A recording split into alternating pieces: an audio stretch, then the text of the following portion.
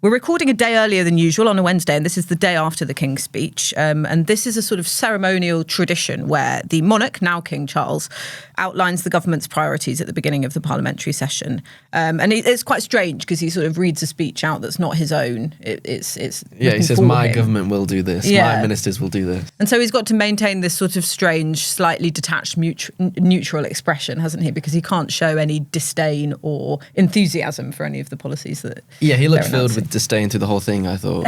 So he was trying not to be too enthusiastic or critical in his voice, but he just came across as regal disappointment, I think. Right, or a resting bitch face, if you want to take another point of view. I thought it was funny in your piece, Freddie, because you said that actually you could tell there was a slight dismissal of one of the pieces of legislation that was announced, which was to award annually licences for oil and gas drilling in the North Sea. Yeah, well, I said if one were looking for signs of disapproval, then they could perhaps have seen some there. But, the king basically fulfilled his duty without any protest. Mm-hmm. I do think he would have had perhaps some concerns about the policy on extending oil and gas licences. Of course, we never know. And I think everyone was just looking for that. But it just spoke to the fact that you had the contrast between this new king who's been waiting 70 years to deliver this speech. And then you've also got this ageing, old, decrepit government that's sort of fighting into its last year. I think there was a contrast then. I think he might have been slightly happier if he was announcing the programme of a new, fresh Labour government. Yeah, it's interesting, isn't it? Because he did deliver the speech last year in place of the Queen, or last session in place of the Queen. But I mean, we never knew really what her true political opinions were, whereas we know so much about what Charles believes and what his preoccupations are and where he stands. We know how he feels about the Rwanda policy, for example, specific things that he said before he became king, and now he keeps it slightly more under wraps. But we know more about this monarch's own personal opinions than we've ever known. Yeah, I think that's right. And then, the same would go for example, for Justin Welby. You'd never have somebody like the Archbishop necessarily coming out against the Rwanda policy in the past. They would probably have kept a little bit of difference. Obviously, very different kettle of fish when it comes to the actual monarch and the head of state. Everyone was kind of looking for a sign yesterday, as they used to do with the Queen before her death. There's that famous front page, Queen backs Brexit, which caused such a huge row at the time because the monarch's obviously not supposed to have any opinion whatsoever, and there's supposed to be this huge separation. But everyone was looking intently, and I think, he probably maintained the same kind of stoic position that his mother did, really. I think the palace have been briefing over the past 6 months or so that the king recognises that he can no longer be so explicit in his opinions now that he's king, and he's quite happy to support the government in what he's doing and change what he's doing. I think he's been supposedly thrilled that he's opening Dubai, the COP28 conference at Dubai, because he can obviously speak about his environmental activism, but then he has to go home and do this as well. So I think, there's a bit of a contradiction there, but the palace have been briefing at least to the royal editors around Fleet Street that he's very happy with the current setup. Yeah, okay, and let's see what he actually announced. There wasn't anything that new or groundbreaking. Around a third of the legislation was actually carried over from the last session, so it's stuff that we've heard before. 16 out of the 21 bills were new. And here are the main ones. I'm not going to go through all of them, but we mentioned the offshore petroleum licensing bill to award oil and gas project licenses in the North Sea each year. The leasehold and freehold bill, which is sort of a long-awaited reform, will ban leaseholds for new houses in England and Wales, not flats, which is slightly disappointing to some of the campaigners on this issue. But it will also increase the standard lease extension. It will make it cheaper and easier for any existing leaseholder to extend their lease. The Renters Reform Bill, which is already at committee stage in the Commons anyway, but that will ban no-fault evictions after reforms to the court system, so that's still delayed. A tobacco and vapes bill will enact the plans announced at the conference for a phased ban on smoking, and it also includes some restrictions on vape packaging and marketing as well. And then there's this football governance bill, which would regulate the top 5 leagues of professional football in England. A sentencing bill, which was the thing that they sort of led on in terms of their briefing ahead of the King's speech, meaning whole life sentences for the worst murderers and prohibiting rapists from being released early. And a criminal justice bill reforming some court procedures, trying to force criminals to appear in the dock at sentencing, and other reforms. So those are sort of the main ones. There are plenty more. But I'd like to know what struck you about what the announcements were. Rachel? I think the one that the Conservative Prime Minister is going to have a lot of trouble with is the smoking measures, as in with his own backbenchers. There'll be many who are quite libertarian, who don't like the idea of a ban of any kind. I think what struck me actually is that the government wanted to focus very heavily on criminal justice, because that's a good route to electoral success, or hanging on to some of their core voters. And what it's kind of been upended by is this row with Suella Braverman over whether or not there should be a crackdown on homeless people being able to buy tents, and whether it's a lifestyle choice. So it's it's almost like the Home Secretary's trying to outflank the Prime Minister on the right, and it's. The Downing Street was kind of forced to clarify that it's not clear at this point whether that is actually going to be in any of the measures, but that's kind of made all of the headlines and sort of put a bit of fly in the ointment for the Prime Minister as he's tried to kind of have yet another moment of reset. Well, yeah, that's what's interesting, isn't it? About and I'll come to you, Freddie, next about what you found interesting in the actual speech, but it's sometimes what's not in it that's very telling. And we heard the Home Secretary say that she wants to make it a civil offence for charities to give tents to rough sleepers. That didn't appear in the actual speech, and it seems to have been that she was freelancing and they're trying to figure out a way of getting around that kind of thing. But it just shows you that a lot of what's announced is political posturing. So, we've had this idea for a plan for motorists to ban ULEZs and 20-mile-per-hour zones. That didn't turn up in the speech. Banning trans women from women-only wards in NHS hospitals didn't turn up, but that was something that was talked about around conference time. This ban on tents, it shows you how much ministers say that actually doesn't end up being in legislation. Although, having said that, you can introduce any legislation you want. It doesn't have to be in the King's speech. Yeah. And but having watched lots of, Queen speeches before yesterday, this was very, very, very thin. Mm-hmm. Just in terms of the level of the number of bills, the length in which the monarch spoke, this is a very thin King's speech, and I think it'll kind of raise more and more questions about the date of the election, more than it will about what there is to do, because it raises questions about how much there is not to do, how much they don't have. Yeah, I think this was one of three main events that the government saw as an opportunity to reset its narrative with the public. We had the conference speech, we had this, and then we've got the autumn statement in 2 weeks' time. What that meant is that the government had to impose some sort of coherence on its message to voters. It failed to do that at conference, as we discussed at the time. Yeah. It was basically a mishmash of Rishi Sunak's personal priorities and also his party's priorities, and it reflected with all the different factions within the party. This was similar, but it was just much thinner. There wasn't actually that much that reflected the core problems that the country is currently facing. There wasn't much on low investment. There wasn't much on economic growth. There wasn't much on immigration. We didn't even hear that much about technology and science and investment. So we had something on driverless cars and the fact that the government is going to now implement the Law Commission's review into how we set up a legal framework for driverless cars. But that's the flagship policy that we're supposed to be seeing the government take to the country for the next year or so. It was utterly remarkable that it was so incoherent.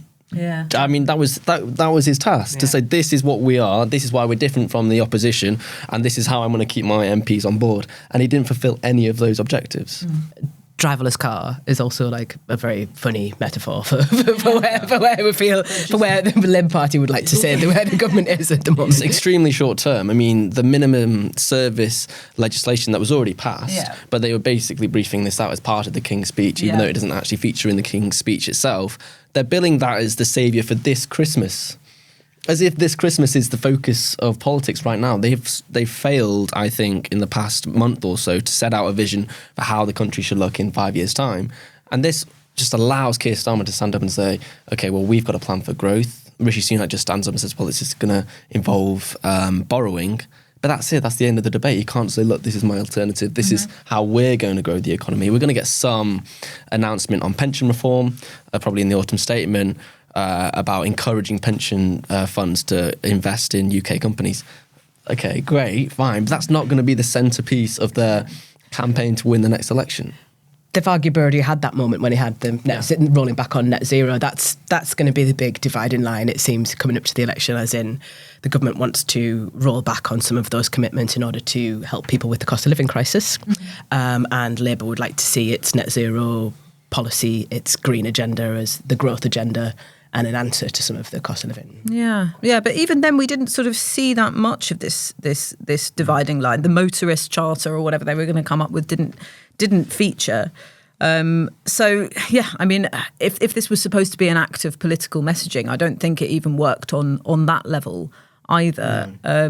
Obviously, sort of longer sentences for the worst criminals. This is something that is always popular with the public. But of course, it comes coupled with the fact that they are going to be, not petty criminals are not going to be serving short sentences anymore. And actually, they've been releasing low-level criminals early because the prisons are so full. So it does come coupled with some reforms to the criminal justice system, even if they've been kind of forced by necessity. Yeah, this is one of the problems. They wanted crime and law and order to be absolutely central to the King's speech. But as we saw with immigration, all they're doing is drawing attention to the fact that they've overseen the collapse of the prison estate in the past 13 years. There are only 557 places left within the prison estate for criminals. So they, as you say, Anoosh, they've basically said they're going to not, or have a presumption that people who are given 12-month sentences are only given suspended sentences. And then at the same time, they say they want rapists and murderers to serve their full life sentences. So it's an incoherent message yet again. You've got a really liberal policy on one side, and then you've got a very socially conservative policy on the other. One just reflects the immediacy of the problem of the prison estate. The other reflects what they think they need to say to win over voters. There's a disconnect and a dissonance between reality and the current policy. Yeah, absolutely. And let's look at some of the things that weren't announced. So leasehold reform didn't go as far as to include flats. Obviously, that would mean a wholesale change of the system. You'd have to move to a common hold or some kind of other alternative system for people who buy flats in future. So they sort of only went halfway on that. The no-fault eviction ban, which has been promised since April 2019, is still, to follow reform of the court system, which, as we've just been talking about, the criminal justice system is on its knees. So it seems that those reforms aren't going to be there anytime soon, given they'll need a lot of investment. The conversion therapy ban, this was a big sort of political sort of hot potato for a while. It was actually announced back in 2018, so it's been promised for a long time, obviously made more complicated by the sort of trans rights debate, even within the Conservative Party. It is a tense issue, and that's been dropped from the agenda. What else? I mean, the Mental Health Act was supposed to be being reformed. That is a really old piece of legislation, considered very outdated by basically all sides of the political argument.